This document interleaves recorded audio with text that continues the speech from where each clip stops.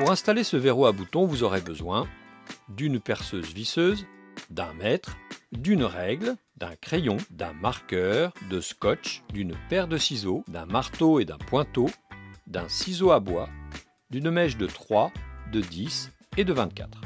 Un gabarit et un conseil de pose vous sont fournis afin de vous guider dans cette installation. Commencez par marquer un repère à 1,50 m du bas de la porte. Cela correspond à une hauteur standard de pose. Tracez un repère sur votre gabarit au niveau du passage du cylindre afin de l'aligner avec le repère tracé sur la porte. Découpez le bord gauche de votre gabarit si l'ouverture de votre porte est à gauche ou le bord droit si l'ouverture est à droite. Alignez le gabarit sur votre repère et fixez-le avec du scotch. Pointez le trou de passage du cylindre, du logement du cavalier et des trous de fixation.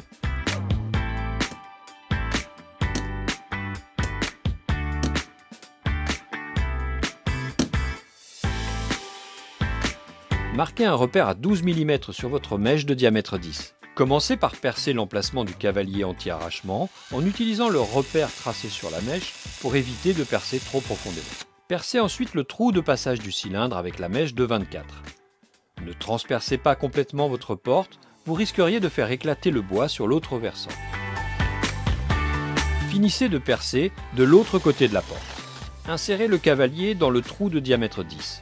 Si vous ne parvenez pas à l'enfoncer, rectifiez alors le logement avec le ciseau à bois. Attention, le cavalier ne doit pas gêner le passage du cylindre.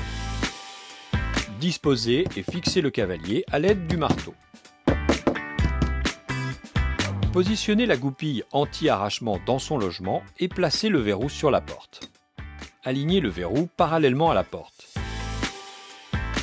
Commencez par fixer une vis.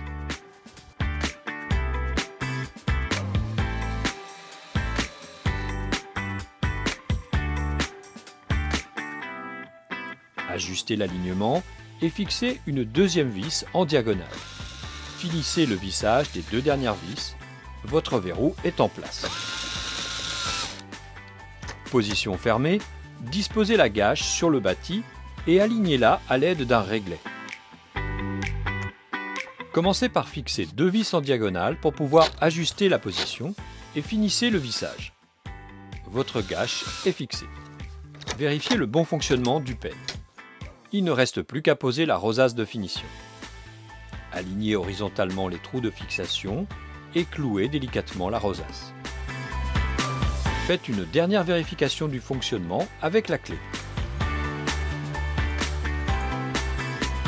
Votre verrou à bouton tirard est installé.